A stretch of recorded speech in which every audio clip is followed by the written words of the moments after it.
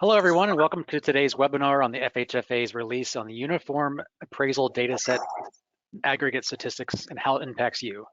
I'm Brian Rogers, Manager of Federal Affairs for the Appraisal Institutes. I'm the part of the AI's Government Relations Office team and based in Washington, D.C.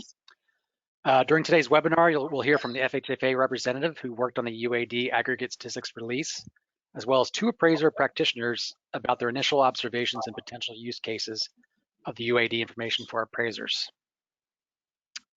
Before I introduce our three great panelists, a couple of quick housekeeping items. Today's webinar, first, it's been recorded. It's also scheduled now for 90 minutes. So because of our limited time, we will address all questions at the end of the three presentations. However, you can submit any question at any time. So just click on the questions or the chat box, the questions box on the tab of the GoToWebinar drop-down box and submit your questions there. If your question is for anyone specific, please indicate to which presenter your question is for. Lastly, as I said, today's webinar is being recorded, and you'll be able to view it on the Appraisal Institute's YouTube page sometime in the near future. You can search YouTube, search at AI National. Okay, that brings us to our presenters. I'm thrilled to be joined today by three excellent panelists. First, Dr. Rashida Dorsey-Johnson, Jillian White, and Doug Potts. Dr. Rashida Dorsey-Johnson is the Chief of Statistical Products Branch in the Office of Chief Data Officer within the Division of Research and Statistics at the Federal Housing Finance Agency. She leads production and publication of the UAD Aggregate Statistics and other FHFA statistical products. She has been leading efforts to expand the awareness and utility of federal data assets to support transparency, advance equity for over 15 years. Rashida received her PhD in epidemiology from the University of Pittsburgh and her MPH from St. Louis University. Next is Jillian White. She's a 19-year veteran of the appraisal industry. She's an SRA, designated appraiser, a former New York State Appraisal Board member, and sits on the Board of Trustees for the Appraisal Foundation. Jillian began her career as the founder and CEO of White Picket Fence Appraisals, a residential real estate appraisal company based in New York. In 2007, she was named Young Entrepreneur of the Year by the Small Business Administration. In 2021, Jillian was presented with the Hero Award by Housing Finance Strategies. In 2016, Jillian joined Better Mortgage, a digital mortgage provider. She created and led Better's appraisal department, and in 2022, Jillian was named Head of Better Plus, where she was the general manager of 4 of Better's affiliate businesses. Jillian White received her BA in Neuroscience and Behavior from Columbia University. Lastly, we have Doug Potts, MAI-ARGRS. He's the founder of the Delta Real Estate Analytics, LLC, a real estate consulting startup specializing in products and services for the financial sector. In 2020, Doug retired from his role as Chief Appraiser for Commerce Bank, where he actively managed appraisal review and environmental due diligence, representing over $3 billion in annual loans. In 2022, Doug partnered with Action LLC, a collaborative seeking to reverse structural weaknesses in the St. Louis housing market. Doug assisted with Action LLC to be recognized as featured innovator from the Brookings Ashoka Innovation Challenge and the Economic Architecture Initiative, being one of only 10 innovators out of 54 submissions coast to coast. Brookings Ashoka has also issued a financial grant to continued research and activities. Doug serves on the Appraisal Institute's Client Advisory Board and has served on AI Strategic Planning Committee, and from 2018 to 2021, he was chair of the AI's Government Relations Committee.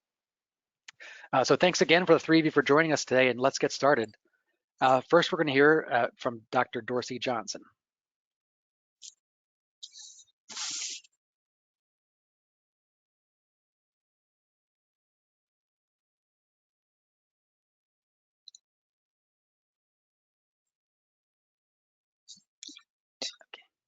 Good afternoon. As mentioned, I'm Rashida Dorsey-Johnson from FHFA's Statistical Products Branch, and I'm here to talk today about data. I'm pleased to present information on FHFA's UAD Aggregate Statistics. My goal today is to provide you with an overview of this rich new data source and highlight just a few ways that it can be used. So home ownership is an important wealth builder, and an appraisal is a critical element of the home buying, lending, and equity building processes. Published appraisal data enables FHFA and the public to gain a deeper insight in the areas of market transparency as well as potential valuation bias. However, there's been a paucity in the data available to fully explore these issues. On October 24th, FHFA published the Uniform Appraisal Dataset, or UAD, Aggregate Statistics Data File, and the UAD Aggregate Statistics Dashboards. This is the first publicly available data on appraisals. So how did we do this? Well, FHFA used appraisal records collected from 2013 through the second quarter of 2022 on enterprise single-family properties to create a data file of more than 23 million UAD aggregate statistics, all in a manner that protects borrower privacy. Each UAD appraisal record includes information reported by appraisers on the on the Uniform Residential Appraisal Report, referred to as the URAR. FHFA is committed to responsibly releasing data, so it's important to note that these data contain no personally identifiable information and are aggregated to further protect borrower privacy. We design the aggregate statistics in a manner that substantially reduces the potential for privacy harm to individual property owners, borrowers, or appraisers. We apply privacy protection techniques commonly used throughout the government. These techniques help ensure that a borrower or property owner cannot identify themselves in the UAD aggregate statistics data file, and that a third party cannot identify a borrower, property owner, or individual property. Details on our disclosure avoidance approach are available on the website. In addition to the data file, we publish dashboards which serve as the visual front ends for the UAD aggregate statistics. So the UAD aggregate statistics give stakeholders and the public new access to a broad set of data points and trends found in appraisal reports. This slide presents some of the ways the new data can be used. For instance, the data can be used to evaluate national, state, regional, and local trends in appraised values and to monitor industry trends. So here is the webpage for the UAD aggregate statistics. This is where you can access the data files and the dashboards. Appraisal statistics included in the data file and dashboards can be grouped by neighborhood characteristics, property characteristics, and geographic levels. The specific levels of geography are national, state plus the District of Columbia and Puerto Rico, metropolitan areas, counties, and census tracts. You can download the UAD statistics data files here. We've also created user documentation with the data file overview and data dictionary. Users have all the information required to understand how the file was created and to begin to use it. And again, our disclosure avoidance approach is included in this documentation that you can find on the website. So the UAD aggregate statistics data file has 8 statistics available. This includes the mean appraised value, median appraised value, the percent of appraisals above contract price, the percent of appraisals below contract price, and the percent of appraisals equal to the contract price. We also have over 25 characteristics in the data file. Some of the characteristics are the effective age, the year built, type of structure, type of heating, the number of comparable properties used in the appraisal. So there are many characteristics that you have access to using this data set. I have this slide here just so you can see what they are. More details, again, are available in our data documentation. And at the end of the presentation, I'll go through a few examples. So we've created several dashboards to provide user-friendly and visually appealing access to the data with no programming skills required. It was important for us, as an agency, as we created the UAD aggregate statistics, to promote access, user-friendly access. So the advanced analytics dashboard consists of a time series chart. The Fair Lending dashboard consists of 3 time series charts, allowing for the comparison of appraisal statistics by neighborhood, tract percent minority for multiple state or metropolitan areas. The state dashboard consists of a time series chart, bar chart, and a table showing the selected statistic at the state and nationwide levels. And then the county dashboard consists of a map, a time series chart, and table showing the selected statistics at the county and statewide levels. And again, at the end of the slides, I will go through some of these dashboards with you. So the most recent statistical product is the new Top 100 Metro Areas dashboard. We just released this on December 15th. The dashboard provides a ranking of the annual and quarterly change in median appraised value for the top 100 metro areas.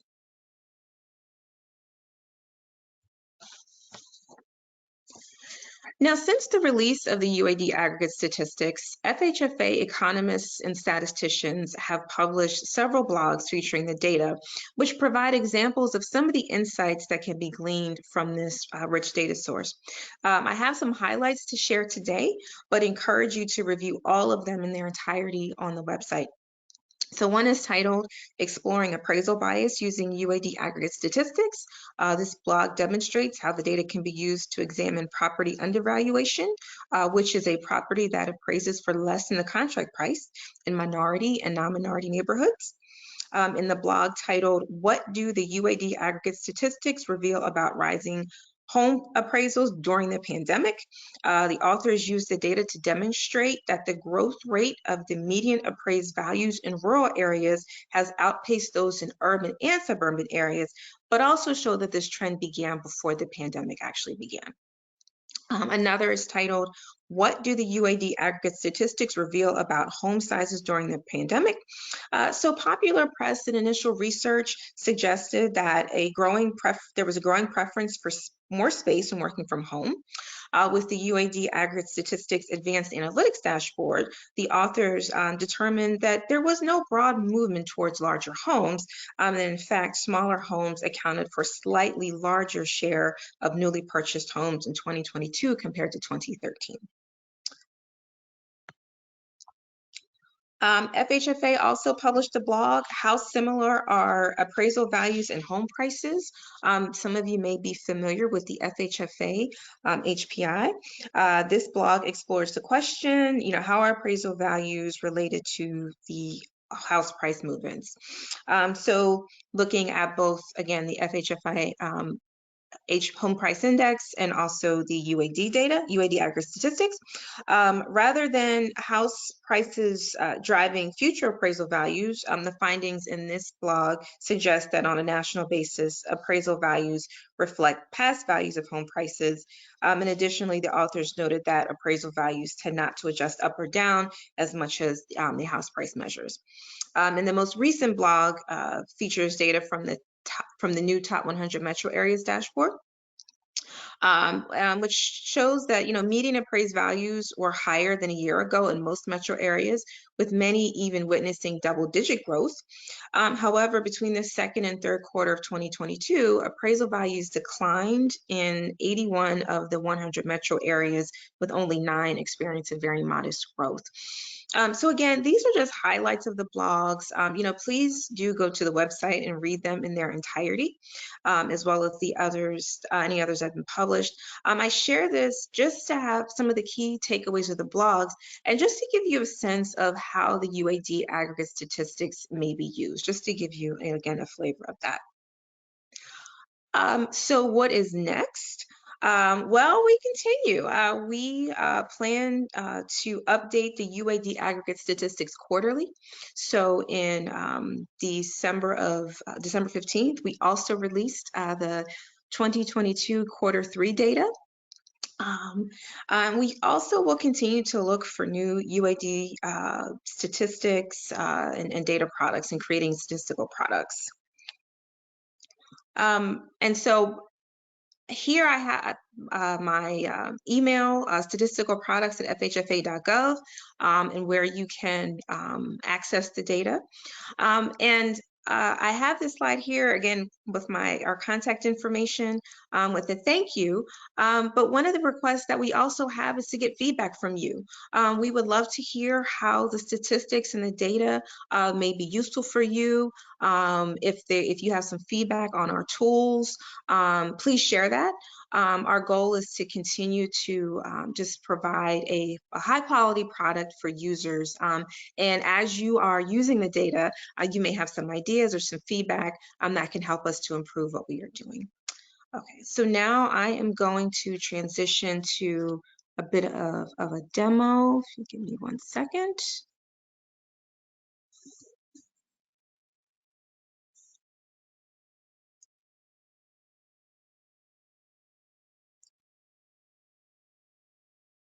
Okay.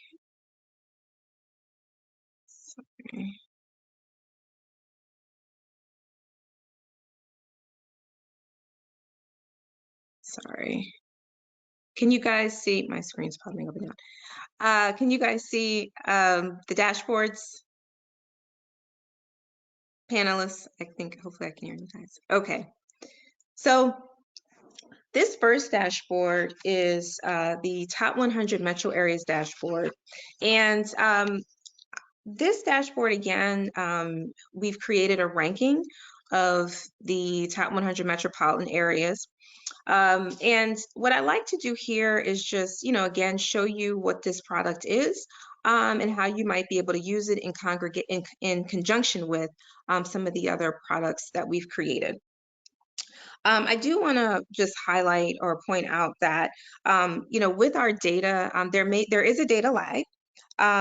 But the data do provide historical reference of market trends of what's happening in one county to the next and state to state, et cetera. And during this demo, I'm also just going to point out some of the aspects of the data that may be helpful to supplement some of the data appraisers may use.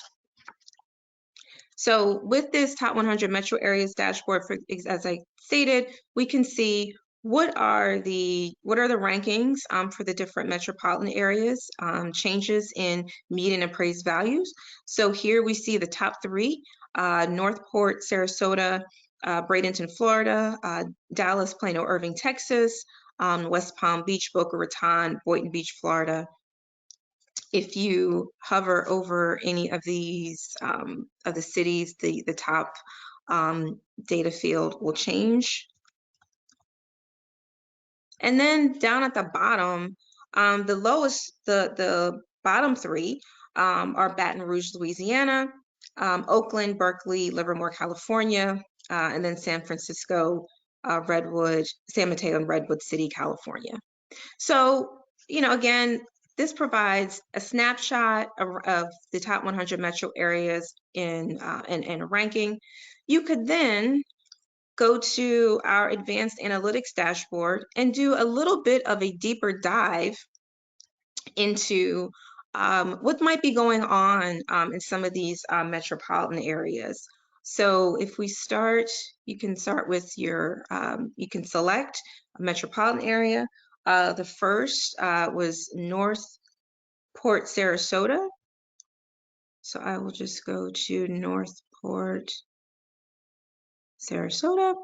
And you can look at the trends here for purchase loans, refinance, or a combination. Okay, and if we go back to purchase, you can also, again, select different property characteristics. So we'll start with the effective age. And you can see here the difference in median appraised value based on the effective age of the property.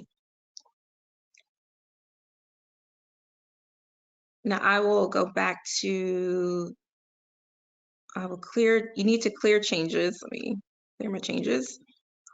Because I also wanted to pick a different metro area, well, Dallas as an example. And you can also look at, median appraised values. But you can also look at a different characteristic, the number of comparables used in an appraisal. So again, just some examples of how you can go through the advanced analytics dashboard and look at different types of property characteristics for any metropolitan area that you may be interested in particular, that we have the top 100 metropolitan areas there. Now, you can also, and I will say, there's a, there, you can download the documentation for these dashboards. And that's going to be important because this is where you're going to see the variable summary and definitions for all of the variables. So any information that we have in these dashboards, if you're using the dashboard, you may not be using the data file. The definitions, any information you need is here. But once you finish, maybe you've gone through and looked at the advanced analytics dashboard, you can also look at the county. Since we have a state and county dashboard, you could go to the county dashboard. You could, explore further, for example, within the state of Florida. And you can look in here, you could pick a particular appraisal year, appraisal period, any year that you want. And then compare counties, and you can see the actual appraisal counts and the mean appraised values, median appraised value, all the statistics for a particular county, for all the counties that we have data that we can present for the state. So this is another use of one of the tools that we've created that we hope that the public will find useful and could potentially be useful for your work.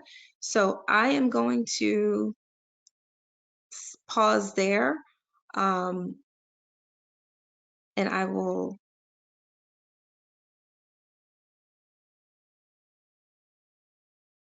turn this over to the next presenter. I should be stopped.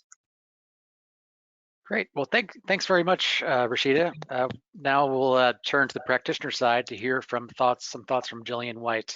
As a reminder, please don't forget to submit any questions you have in the questions box on the drop-down box. So let me switch the screen over to Jillian.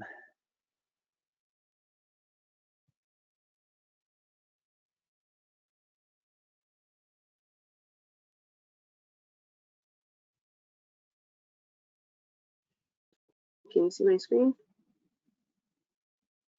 Yes. All right. Great. Excellent. Yep. So hello, everyone.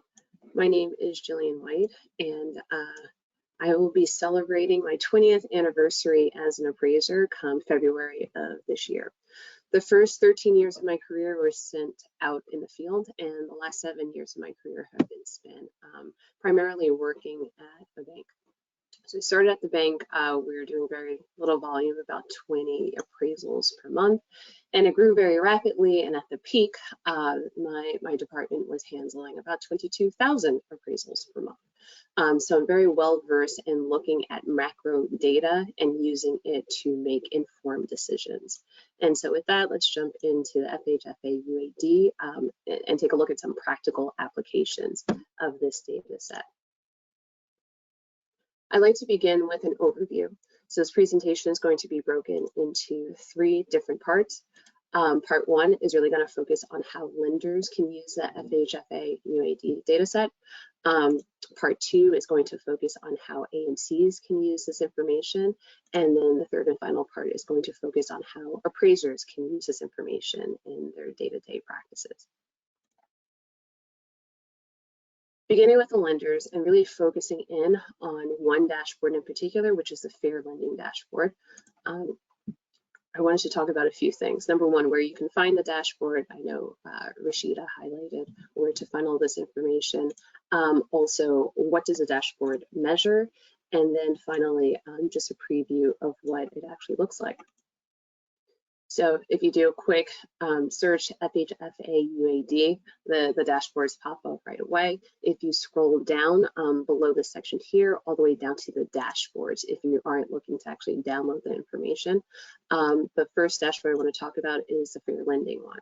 And so on the Fair Lending dashboard, it measures a number of things, but I really want to highlight these 3 at the bottom, which are centered around the contract price and where the appraised value falls within the contract price. As an appraiser, I know that contract price does not necessarily signify what the house is actually worth. However, considering that this is the first set of macro data we as an industry have been given, my expectation is that there's going to be a lot of anchoring to that data point in particular. And then in taking a look at the dashboard, the fair housing one does a comparison between 2 states, and then on top of it, the national average. And over here in the upper right-hand corner, you have the legend, which tells you the state of New York is represented by the red line, the state of Virginia is represented by the blue line, and the gray line represents the national average. Next, I'm going to talk about the Advanced Analytics Dashboard. So again, this is going to be found on the same page, second one down under the 4 listed dashboards. And this one focuses on information a little bit differently. And what I like to highlight here is the ability to go national, statewide, or in a specific metro area. So depending on the size of the lender, it might make sense to really focus in on the national data that's been provided. And then there are a number of different characteristics. For the purposes of this presentation, I focus in on a few in particular. So the percentage of minorities in a particular tract, because I think that is going to be a metric of great interest. Also, the percent of appraisals that come in below the contract price. Again, we know as appraisers or those in the appraisal industry, there's a lot less noise when the appraised value comes in at the contract price or above it, but where there is a higher level of scrutiny is when it comes in below. And then lastly, for the purposes of this presentation, I just focus on annual metrics, even though they can be broken down on a quarterly basis. And so inside of the Advanced Analytics Dashboard, here is a preview of what that looks like. It is slightly different than the fair lending one in that the legend is in the lower left-hand side here.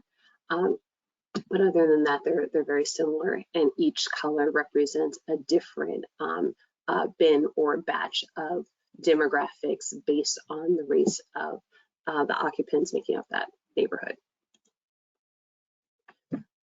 So in thinking about how lenders are probably most going to be able to take advantage of the data set that has been made available, I think it really comes down to audit. And so audit is a very broad word, but it really covers anything from your regulators or due diligence from warehouse lines and investors, state boards. And so one thing I want to highlight is that in the PAVE initiative, there's action item 2.3, which requires regulatory agencies to expand examination procedures of mortgage lenders to include identification of patterns of appraisal bias. So having worked at a lender for a number of years and being the one who would have to talk to the regulators or whoever is doing the due diligence, after a while, you would recognize a pattern in the questions that were being asked, but I can tell you I was never once asked to identify any patterns of appraisal bias. And so I think this year and certainly in the years to come, there should be an expectation that the questions being asked during these audits are going to shift a bit because we see right here in the PAVE initiative that is one of the mandates of the regulators.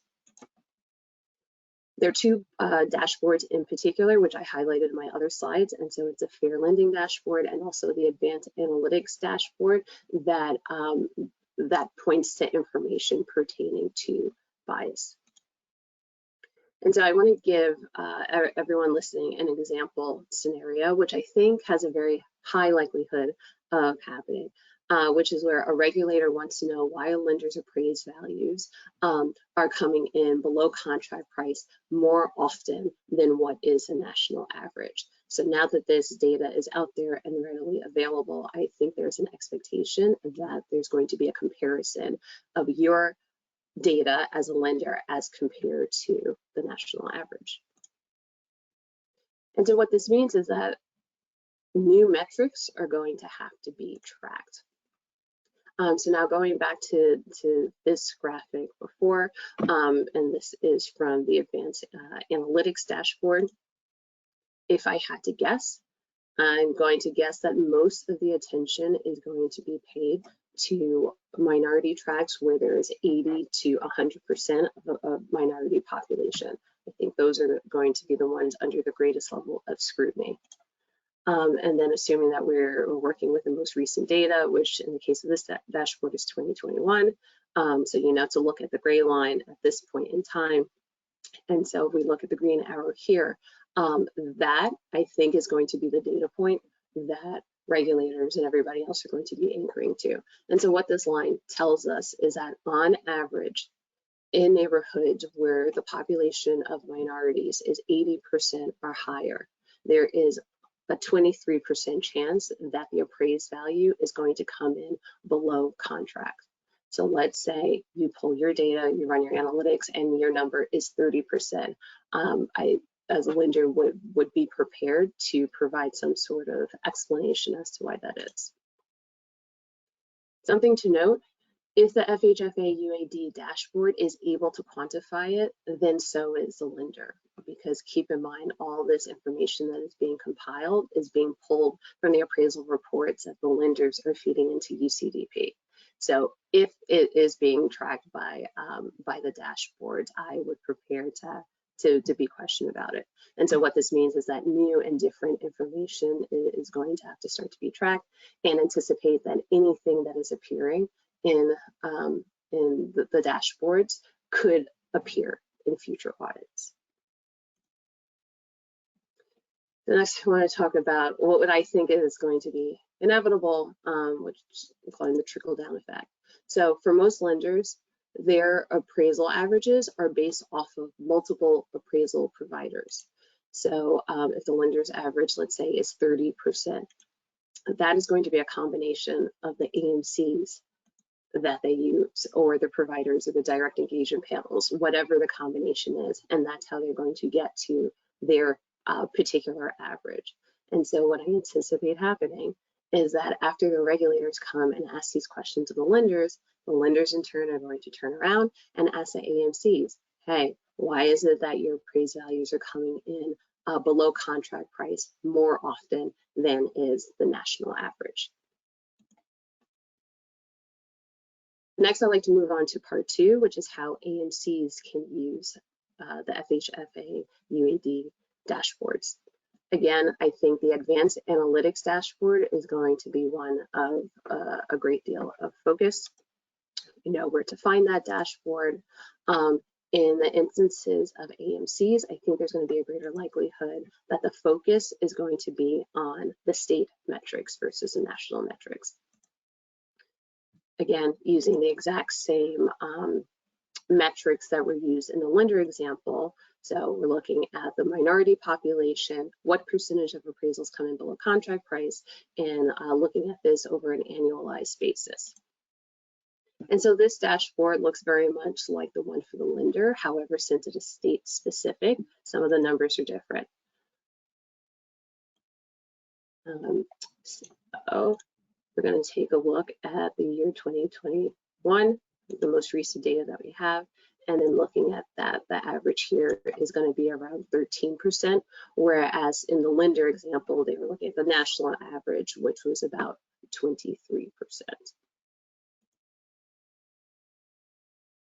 Again, with AMCs, I think there's going to be yet another level of the trickle-down effect, because with AMCs, their appraisal averages are going to be based off of multiple appraisers. And so the AMC is going to look at their data in aggregate, but when they break it down to actually provide explanations as to why they're not trending or tracking with the averages that are now outlined in the dashboard, they're going to have to break it down by appraiser, or metro by metro. And so what I anticipate happening is that after the regulator goes and asks a question of the lenders are in turn going to go to the AMCs, and the AMCs in turn are going to go to the appraisers and say, why are your appraised values coming in below contract price more often than the average for that particular market? So this now brings me to the third and final part of this presentation, which is how appraisers can use this info in their day-to-day operations. A few things I want to highlight. Appraisers need to be prepared to explain why their reports deviate from the statistical norms of their peers. So never before have we had this level of transparency into what it is that our peers are doing. Now, per use path, the normal course of business is determined by the actions of our peers. So this is language that we're used to. In addition to that, the normal course of business is set by the expectations of the parties who are regularly intended users for similar assignments. So the regular intended users for these assignments are the lenders. And again, I really think that regulators are going to be using these dashboards in the audits of the lenders. And so in turn, I'm fairly certain that this dashboard and this information is going to become part of the normal course of business. Also, too, if you're in an area where all of your peers are referencing the FHFA UAD data sets in their reports, then that too is just going to make it the norm. And then one final point that I want to highlight, and something that I got very excited about when I actually went in there and started poking around in the dashboard and seeing what information was available, is to focus on the data points that are not readily available in the MLS. And so I've listed a few examples here. So it's like refinance data. So appraisers, we never had line of sight into refinance data. Purchase data, okay, a lot of that's available in the MLS, but now like being able to see how your peers are handling refis, this is brand new territory. Effective age. The MLS will tell us the actual age, but seeing how other appraisers in the territories handle the effective age, something we don't typically have line of sight into. Quality of construction. I remember when I was appraising, when I wanted to find a property that was of higher quality, I had a couple of proxy searches that I would do. I would say, like, tell me everything in the neighborhood that has a slate roof, because if it has a slate roof, then the quality of construction is going to be higher. But now we actually get to see how appraisers are handling, the Q1 through Q6 quality of construction ratings. And then lastly, adverse site conditions. Again, in the MLS, typically they don't have a box for all adverse site conditions. And also a lot of times the listing agents will try to obscure anything that they think is going to hurt their ability to sell the property. So there's information now that as appraisers, it's formatted in the way that we look at data, and it can be very informative. And I feel like that is the greatest opportunity on an individual appraiser level in terms of applying this to your day-to-day work. So once again, for appraisers, I think the same dashboard that's applicable for lenders and AMCs is going to work very well for appraisers. So that's the Advanced Analytics dashboard. Again, we know where to find it. We know what this dashboard measures. However, on the appraiser level, I think a lot of time is going to be spent on the metro area versus the state or national data that's supplied. And so using the same metrics that I use for the other two examples for AMCs and lenders, I'm sorry, for this one, using a different example, which is for the adverse site condition present. And so taking a look at the median appraised value and again, looking at it across an annualized basis. So this dashboard looks a little bit different than the others. There is a legend in the lower left-hand corner. So the blue line means yes, there was an adverse site condition, and the red line means no, there was not an adverse site condition. And so next I'd like to share an example scenario. So let's say for a particular appraiser in a particular metro, the percentage of appraisals below contract price is above average. And I keep focusing on the same example because I think that is where the majority of the scrutiny is going to be. The AMC comes to the appraiser and asks for an explanation. So like, hey, you're out of whack of what our expectations are in this territory based on what your peers are doing. And so the appraiser is thinking, okay, how do I even begin to answer this question or address it? And they begin with the FHFA UAD dashboards because, again, this is where the comparison between the appraiser and their peers is made.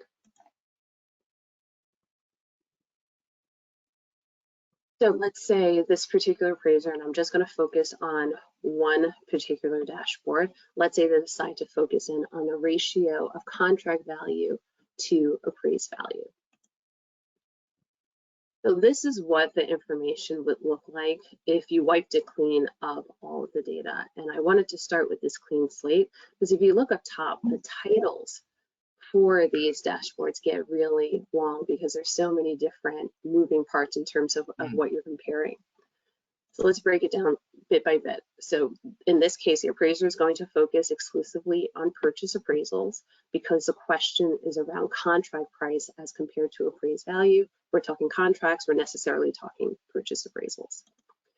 And then they're going to take a look at the mean ratio or the average ratio. And that ratio is going to compare two things. It's going to be the contract value against the appraised value. But then there's going to be an added element on top of it.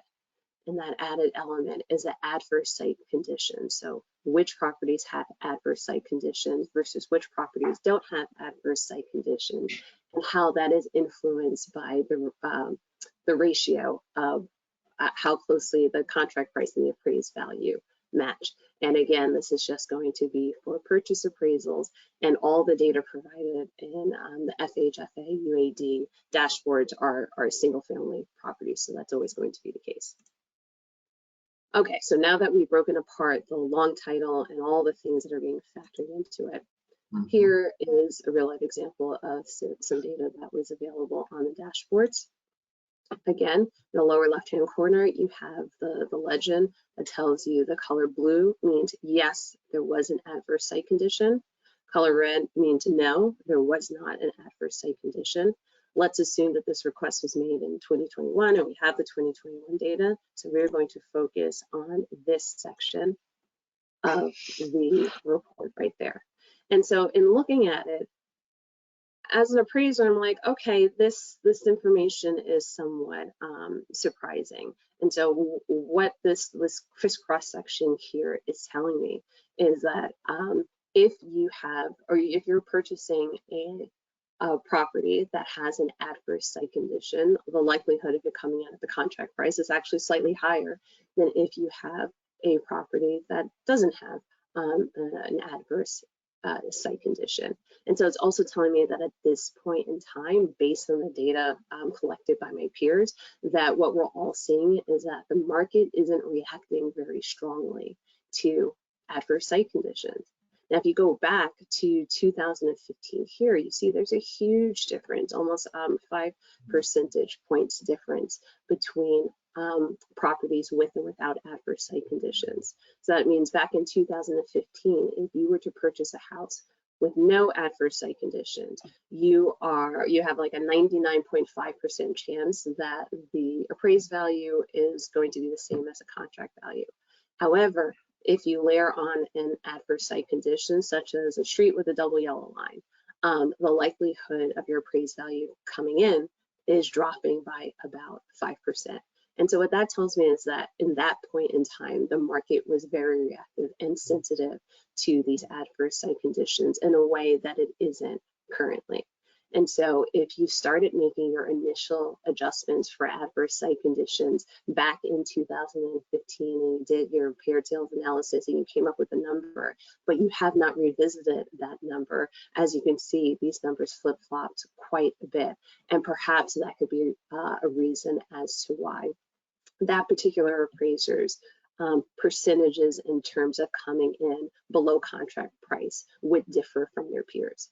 And so I think this chart here is a good example of just what kind of information can be gleaned from the dashboards and how it can be applied and help an appraiser make informed decisions about some of their adjustments. So now, finally, in conclusion, kind of putting it all together. So if you think about it, the lender starts off with typically the greatest amount of information and data. However, that really has to be divided by all of their different appraisal providers.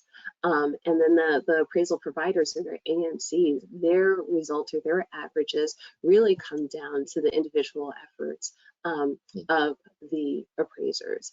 And so I believe very strongly that there is going to be this trickle-down effect where the regulator is going to ask the lender is going to ask the AMC is going to ask the appraiser. However, now that each one of us is in a position where we have access to the same data and we are able to see how others in our same markets, our same states are reacting to it, it enables us with a certain level of empowerment that I think the industry as a whole hasn't had up until this point. And my sincere hope is that now that we have access to this additional information, we can begin to do the very important work of trying to restore the public trust that has been lost. And so with that, that concludes my presentation. Thank you so much. Over here on the left-hand side, there are a myriad number of ways that you can get in contact with me, whether it be Twitter, LinkedIn, YouTube, website, or email. So again, thank you for your time and attention, and I very much look forward to having further discussions about the FHFA UAD data set, because this is just the beginning. Thanks. Great, thanks, Jillian. Lastly, we'll hear from Doug Potts. Take it away, Doug. I'm going to give you the screen in 1 second here. Okay, now let me see. Show your screen. Do you see my screen there, Brian? I do, yep. Okay, great, awesome. So, all right, first off, I have to tell you all that it's truly an honor to be sitting with such bright people. I mean, between Rashida and Jillian, it's like I feel like I'm in the cheap seats.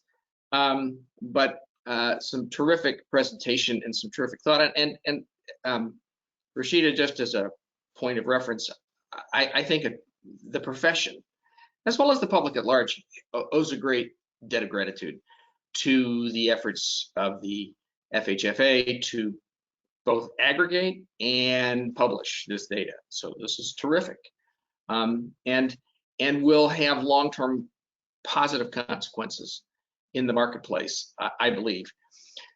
So, you know, sitting here in the cheap seats, what I can say is I can speak from my direct experience. So, you know, we got involved in this Brookings thing a year and a half ago, sort of by accident. I was, you know, the long story short, I was asked to speak at a thing for 15 minutes. I didn't know what to talk about, so I kind of blathered on. A couple of individuals were in that community meeting and said, by the way, Rashida, it was very close to SLU. In fact, it was the SLACO meeting at one of our local high schools. And they said, we want to buttonhole you and talk to you about these ideas. And I thought, I don't know what ideas they want. But the long and the short of it is they said, we want to do this thing about this thing called Brookings. And so suddenly I got involved in creating some ideas. And so this has all led to a very small grant, I will tell you. But the thing that I think is interesting for you is we're beginning a program in St. Louis based upon some of the ideas to assist with finance in St. Louis, specifically to areas that have had significant and long-standing disinvestment. So I'm going to focus around those issues, a St. Louis perspective, because fundamentally what we're really dealing with here is it's about wealth creation with more equal access, because we've had denial of access, which has done tremendous damage to communities, not just in St. Louis, but certainly older industrialized cities have faced this. Detroit, Cleveland, Baltimore, heavens, you could just kind of go across through much of Ohio. You can go to a lot of areas where this has been a significant play. And so I'm going to focus on what I know best, my own hometown. And we're going to talk about this issue about access. So take a look at this graph.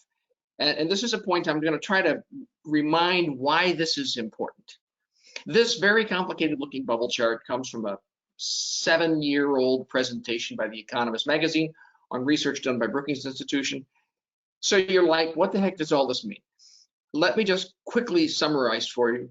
If we look at the upper left of the box, you'll see a scale across the top that where you were born in the wealth quintile at birth, and on the left-hand scale, where your quintile is likely to be by percentages by age 40. And The rows add up to 100% and the columns add up to 100%. So the idea here is how much fundamental wealth mobility can occur.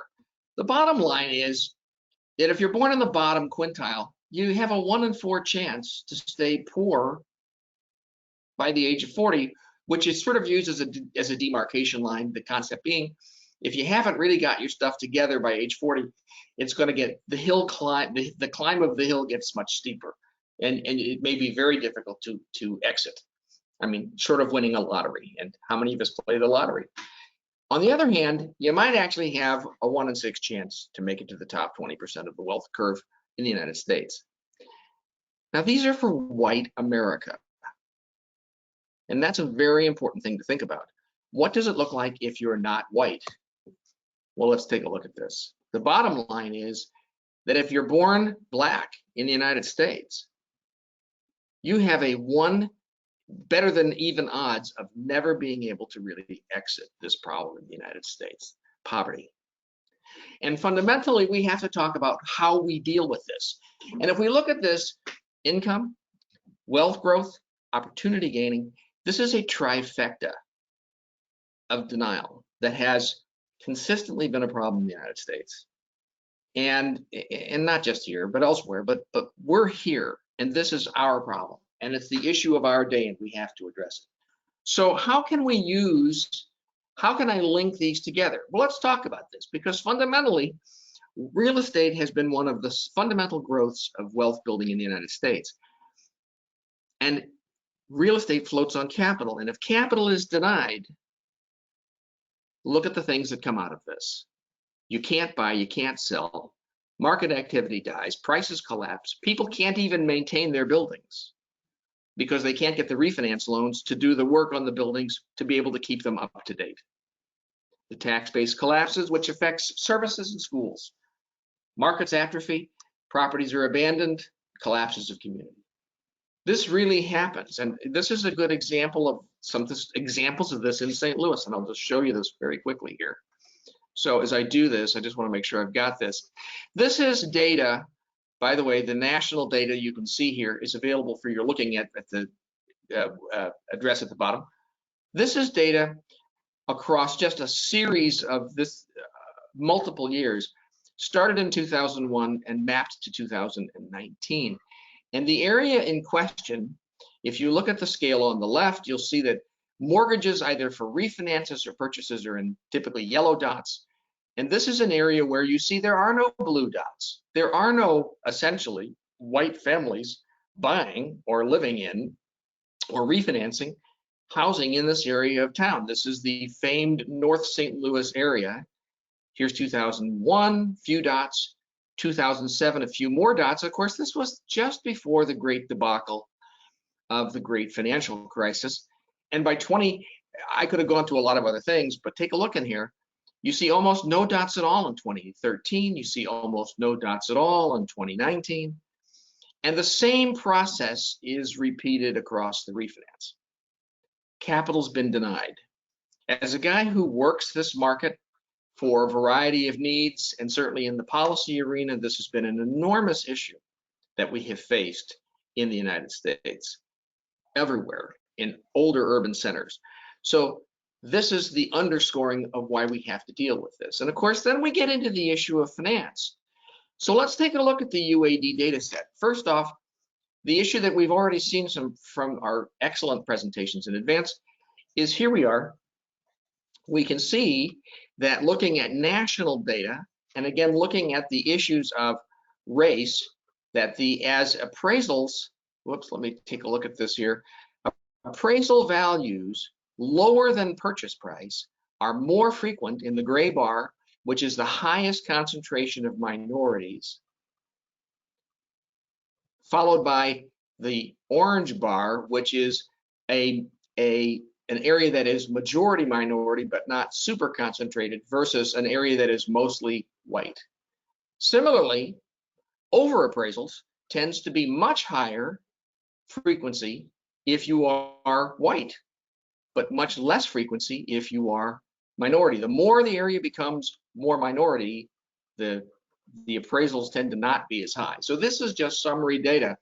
And I think this is really, for the first time, closing the book on the issues of is it happening? Yes, it's happening. And some people would argue that this is only a function of wealth, that obviously richer areas can afford to do more, and therefore they can afford to pay more. But this is that trifecta. If we've denied capital to areas for so long that we basically atrophied them, how do we ever recover this? And isn't there a need to try to do some remedy? So with that in mind, let's take a look at one other thing here. I think it's pretty evident that from 2019, essentially all of 2020 and 2021 have been a tremendous shift in dynamics, so that we really are still in the COVID effect, and we really don't know quite where that's going. And I think it would be interesting, and I'm sure academics and PhD candidates will be doing some very fine work trying to relate the migratory cycles of American homeowners, which has been declining and declining and declining for the last 8 to 10 years, and its effect on prices and other dynamics, especially in light of COVID and hybrid working. But that's another story for another day. Now, another example using the same data, again, just putting it into the St. Louis perspective. Clearly, St. Louis has a slightly different set of dynamics relative to the nation. So if it's up to 50% white, St. Louis typically has fewer houses below the purchase price appraised versus the national. And that continues on even for 50 to 80% minority, and lastly, over 80% minority. Now, so let me just, you see I have asterisks there. I want to make it clear that this is a census definition from the FHFA. They're borrowing the census definition. And those racial categories are a factor. I tend to have some issues with using the word minority, because within 20 years, there's not going to be a minority anywhere. Everybody will be less than 50% of the population. And it'll require us to rethink some of our discussions. But this is a good example of how you can use this data. And I think this is helping to really finally settle the argument about whether or not this is occurring. And again, if we look at the issues of cross-correlating wealth and economic strata, well, naturally poor people can't afford to pay, and they have other issues that occur along with the refinance and purchase of houses. But I think that we have to think about how we're going to deal with this and what are the potential remedies. So with that in mind, let me suggest this issue. I think one of the fundamental issues of house prices especially is what I call the inactive market and price crush. So I've given you two examples here. This data is not from the FHFA data. This is direct from other data that I can glean through CoreLogic. And here's a good example, a neighborhood in South St. Louis, the Southampton area, typically known, the zip code 63116. This is zip code aggregated data. Average age of the houses in this area were built in 1919. Average square footage, you can see the statistics, the style. In 2021, 416 sales, $252,545. This area is remarkably similar to this neighborhood up in North St. Louis, that area where everything has not been occurring. The Kingsway area, look at those statistics. They are almost analogs of each other. Just a few years different in age, almost identical square footage. But look at the difference in market activity. 1/10 the number of sales in the same year, and 1/3 the price. So this is an issue that we have to deal with, and how can we use UAD data? So let me show you where I'm going to take you on this. Here's a second example. I recently did this data. This is a neighborhood known as Skinkard de Bolivar in the West End, near St. Louis's famous Forest Park. Average age, 1908, 1,900 square feet, 39 sales in 2021, 19 sales in 2022. And again, isn't that interesting? The price went up, even though the number of sales went down, no question, because of some mortgage dynamics. Look at the neighborhood to the immediate north, the West End neighborhood. Look at its aggregate statistics. Look at the difference in price. 1/3 of the sales, but 1/3 of the price too. So this is an issue, and these houses are otherwise very, very similar. So this is where the St. Louis project is moving forward. How can we talk about this issue as appraisers? So here has been the issue that I think we need to think about. The traditional model that we have been taught is the triangulation of the comparability. We think about 3 key things: how close it is to us, how similar it is to us, and how recent the transaction. The ideal comparable sale as analysts would be a house next door that is exactly by the same builder, the exact same room sizes, the exact same square footage, finished in the same month, and by the way, it sold yesterday. That's the perfect comp.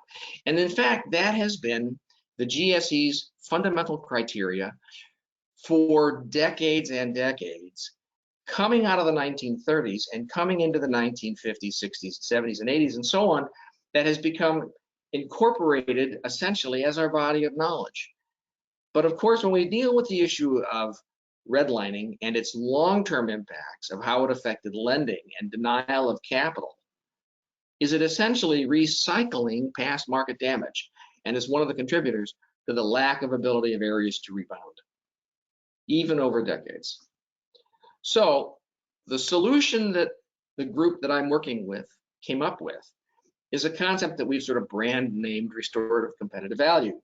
It's reimagining the comparability triangle by deprioritizing location and instead emphasizing similarities of features regardless of location.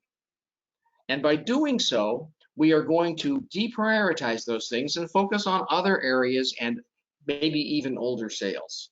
And the concept would be something like this. We're going to keep location as a feature, absolutely. But we are going to fundamentally look at feature similarity first and move this deal forward by expanding the comparability triangle to consider more flexible locations and older sales within the immediate area that might have been what I like to call the unicorn sales. And by doing so, we expand the comparability triangle and restore value to structurally underserved areas. Now, this is where we are looking at the UAD data set very carefully.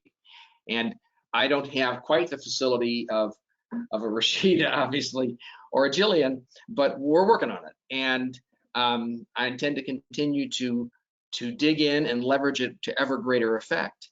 But the concept here is that we have tremendous assets with this data set. It's massive, it's comprehensive, it's exceedingly consistently reported because it's appraiser verified with excellent granularity.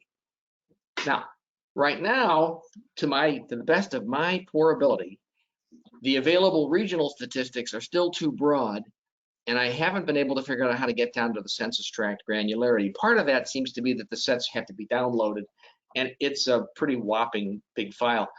And I'm still trying to work through that, and hopefully I'll have more positive reports in the next couple of weeks. But continue to work through it, because clearly with greater geographic refinement, we can be able to use criteria to help establish how to pick comparables that sit outside of the traditional GSE defined selling guide rules. And of course, that is a problem of anonymity. You can't have such, especially in weak markets, you can't have such granularity without essentially compromising the anonymity of the borrower, which is a key fundamental area. So we have to look at that, but we're hoping that census tract level data might give us some window in, even though given the lack of frequency of transactions, that may still be a concentrated problem. And we have other tools to do that, but it's just a thought. So where is St. Louis going with this? Key, what geographies in St. Louis need this new concept of CRV, competitive restorative value? We have to define how we expand the comparability for choosing that geography where we would move to, and how far back in time scale. And this two value solution concept, because I'm sure some of you are thinking, holy cow, he's throwing the baby out with the bathwater. First things first, I would argue that one of the things that this data set concept could be very useful in is a two-value solution, allowing people to look at multiple opportunities and data points that I call show your homework, which is all candidate comps, which is one of the reasons we've had a problem with bias complaints, that clearly we aren't always talking about every sale that was available to us for consideration and how we can be more transparent. And then we have the two-value solution with still doing a value using traditional selling guide rules because the lending community is familiar with it. But then also do a value using the restorative methods, which is expanding the comparability triangle and looking at what that value is, because appraisals, just like AVMs, are algorithms. And whatever they do, by changing the algorithm, you change the numeric outcome.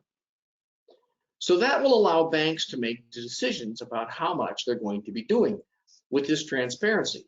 Now, this is obviously going beyond the bounds, not of USPAP so much, but of the assignment conditions that the banking community has assigned to appraisers, and by those appraisers accepting those conditions, they make themselves subject to those conditions with this full force of state enforcement and uniform standards.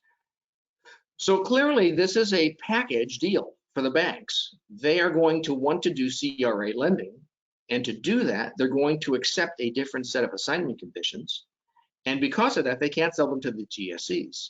But that's okay, because this is designed for this purpose to recreate and build a model for the future. And then the last piece, what defines the success? How do we know that we've actually done something useful? Because clearly, at some point, if we can get enough of this to occur, markets will actually have a chance to reactivate and not be moribund. And when do we turn the spigot off? That's one of the things that we're still working on. But this has been the process, and I think I give you a sense of how we could attack the some of the issues. And I'm done. Thanks.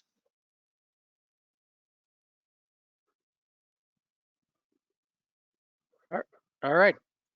Thank you very much, Doug. Appreciate that. Thanks everybody for your presentations. And in the interest of time, let's just jump into some questions if you're ready. So the couple questions go different ways here, and I think we can sort of link them together as far as the information and how does the information data at the regional level or at the community level, how I know we see the metro areas, these cities and metro, how local does it get and how broad does it get? Hi, so we have data available in the FHFA UAD Aggregate Statistics at the national level, state, county, and metropolitan area. Now, there are some data, for example, for some counties that had, you know, low volume, if you will, where we had to suppress some information. So there could be some counties where maybe there's some statistics that we weren't just not able to publish due to disclosure issues, but those are the levels of geography that we have available. Okay, and we have a couple questions about the 2022 data. When do you think that would be available on the dashboard? Any idea? So we just released 2022 Q3. So hopefully like this summer we might have 2022 data. You know, we will you know let the public know for certain. Okay. We'll have the schedule, but that was when I would anticipate us being able to have that data. Okay, great to know. Are appraisal waivers included in the data? Are you aware of that? We don't. Oh yeah, I don't believe we have data on appraisal waivers. Okay. Got a lot of questions. One for Doug. Doug, why not GSA, FHA, VA lending? This is the financing mode of minority buyers and the greatest percentage of loans. Well, I think the issues continue to be what I think is going to happen here is borrowers will attempt those pathways, and if those pathways can work, great. But when you're dealing with marketplaces such as I'm talking about that are 1/10 to 1/3 as active as other parts of town. I can tell you that one of the reasons that we're doing this project in St. Louis is because the lenders have come to us to say we can't seem to crack the appraisal gap. We never get an appraisal that can give us the help it needs to give us to finance the deal.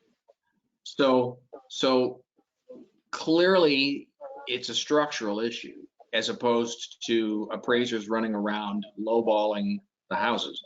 They're quoting I know these people. They're trying to quote the best data they can come up with and try to be as fair as they can. Yes, I think that there are some appraisers who walk around with chips on their shoulders, and I have seen them and met them and talked to them and sometimes drop my jaw in aghast shock, but they're really relatively rare. And I think that the issue is a structural one. And so, yes, I think that that what we'll end up doing is they will attempt a traditional pathway, and if it doesn't work, then they can go and access these CRA loans. As one of my lenders, a very active one here in St. Louis, said, I need 10 good comps in a neighborhood.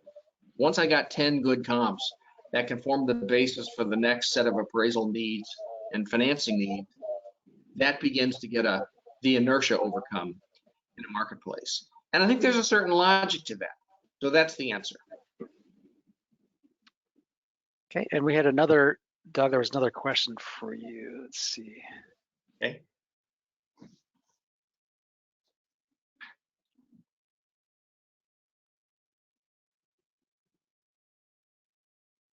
Am I supposed to see it? I don't. No, I'm checking here. do. I lost it. I see. We'll Okay. go back. I'll go back to it. But I heard a couple people requesting a training session for how to navigate the dashboards.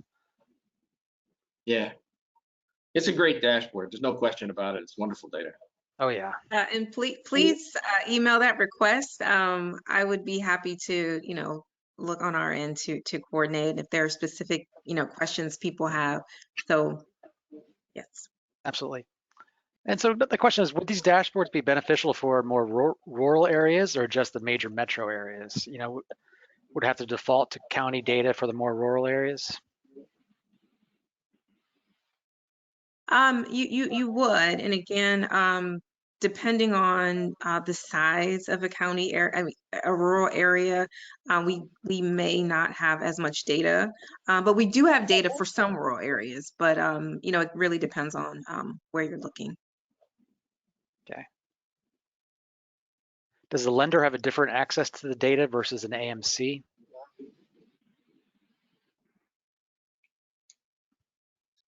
Not the UAD aggregate statistics. It's public data available to everyone. And can the lender filter their own loans and see their own information on there? We do not have loan level data, so I don't know how. I don't believe a lender would not be able to do that. Okay. Since the data is older than the appraisal, will the data be compared to the date of the data as compared to the effective date of the appraisal? That's it. Since the data is older data than the appraisal, will the data be compared to the date of the? This is I gotta say it 3 times fast. So if I understand the question, I'm sorry, I understand the question.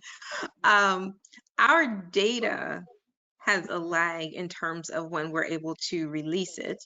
However, the data that we do publish reflect what is current for that particular quarter. Mm-hmm. Is there any concern that the appraiser can be influenced by the data?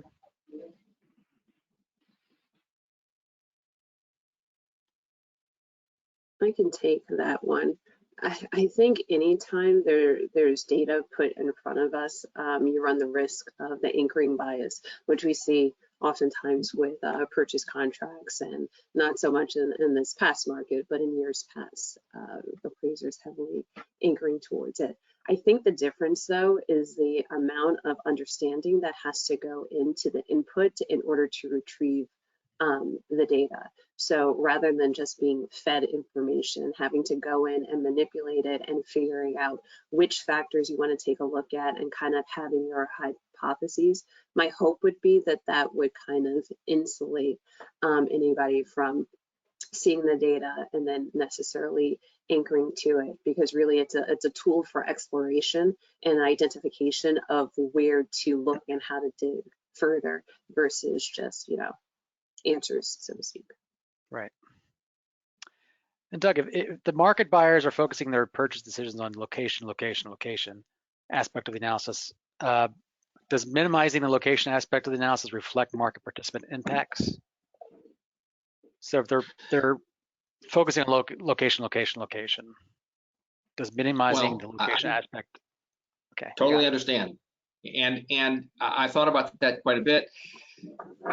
The issues at hand here are that we have gotten ourselves into a sociological cycle where people who might otherwise consider essentially the savings available to them by buying in other areas have self-selected to not do that, partially because of a sense of two things. Physical fear, I mean, certainly those are issues, the sociological dynamics, but also financial fear. One of the things I didn't talk about in this presentation is another piece of our presentation, Brookings, which was an equity assurance model, which allows people some protective measure for equity investment, so that, you know, if they're thinking, gee, I'd love to move into an area that is tricky or potentially socially unacceptable to my particular familial and or professional linkages, you know, networks. But what I really fear is that I'm going to put $20,000 down on a building and then lose it because I can't sell it for at least what I made, what I bought it for. And that's another factor. But this is a problem because we are in this dynamic that we have been taught, and the whole system has been taught location. And that's partially the legacy of the 1930s. So in order to look at this and to see if we can create a working model, we have to look at location and deprioritize it while not throwing it in. That make sense? Yep, I think so. I mean, just one other final point there. Yeah. If we throw location out, then everybody's going to go to Burbank, California for the comps, no matter where you are. You know, that's the other side of that equation. We simply go to the most expensive neighborhood, but there's a correlation between quality of house and location of house. And as a result, while you may move a few miles more than you might otherwise look to for comps, and we see that already, especially in some areas appraisers get a lot more latitude at moving away farther afield than they do in minority areas. That data's already been identified by the agencies. So I'm not sure that that's really that much of a risk, especially if we're talking about similar quality and size amenity of house. Okay. Question, does the data distinguish between owner and non-owner occupied data?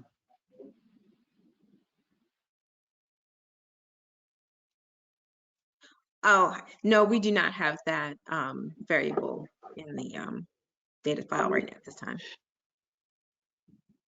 Okay. Can I follow up on that, Brad? Sure. Yep. Rashida, wouldn't that partially be because the data under the UAD is really homeowner data as opposed to investor data? I mean, I don't think UADs are being used for the UAD process is necessarily being used for investment grade rental property, even like for the single family home rental stuff. I don't think so. I mean, they may use a UAD, but it's not being done for the GSE purposes. So the GSEs aren't collecting that data, I don't think. So our data, of course, are for single family properties only. And I'll need to check into how we distinguish that out in terms of what the data that we get from the enterprise. like owner versus, or if we're, and how we're looking at receiving data on like investor properties. But on the URAR, there would just be the box that said owner occupied, tenant occupied. So that data would be captured in it. Yeah.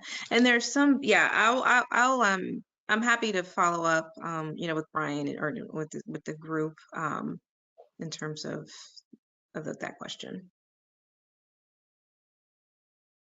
Okay, it's just a couple more quick questions here.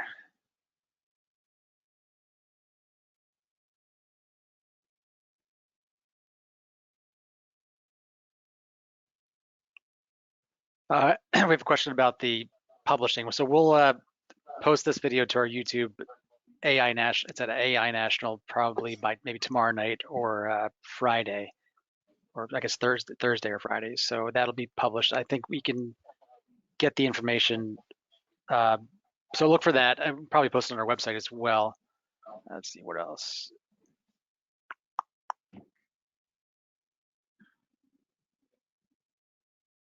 Let's find one more here.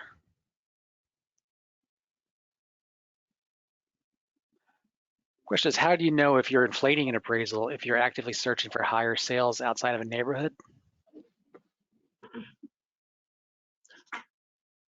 Is that to me, Brian? It's not for any. Yeah, it's nobody specific. If anybody wants to jump on that. I mean, I can jump on that one. So for me, that's been a challenge as well in terms of thinking about how to combat the aftermath essentially of redlining and what happens if you go outside of the neighborhood, you select these comps, but then the market participants don't agree. And so when that particular property goes on sale, there are no particular takers. So with that, Doug, that's why I really liked what you were talking about in terms of the initial financing probably would have to change until the neighborhood essentially is bolstered to a point where it can go back more into a conventional financing pool. Because I think if as an industry we jump in and try to correct everything all at once, the people who are in the houses currently would experience the appreciation, but then when it comes time for them to sell, the other people in the neighborhood perhaps will not be able to afford to enter into those properties, and then you have this massive gentrification, and then the problem can replicate itself just in a different location. So I think it's something that would have to be done gradually with some sort of support or guardrails around it to rectify the situation.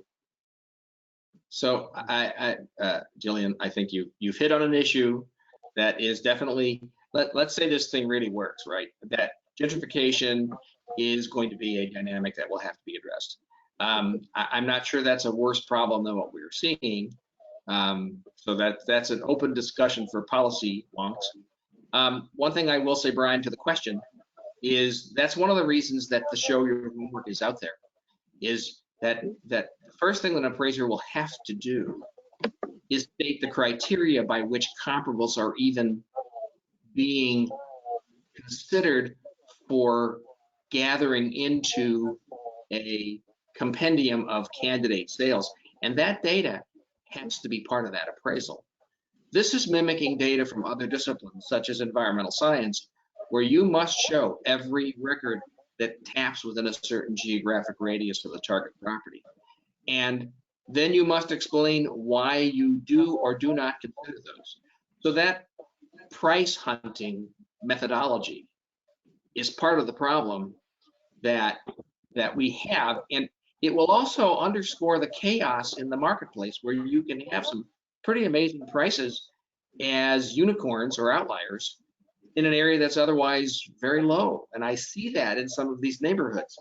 So so that's a process that's going to require some refinement. And this is why the working group that we're building in St. Louis includes lenders, appraisers, civic officials, neighborhood organizations, realtors, specifically to help look at all the facets of the problem simultaneously so that we can create a proper working model.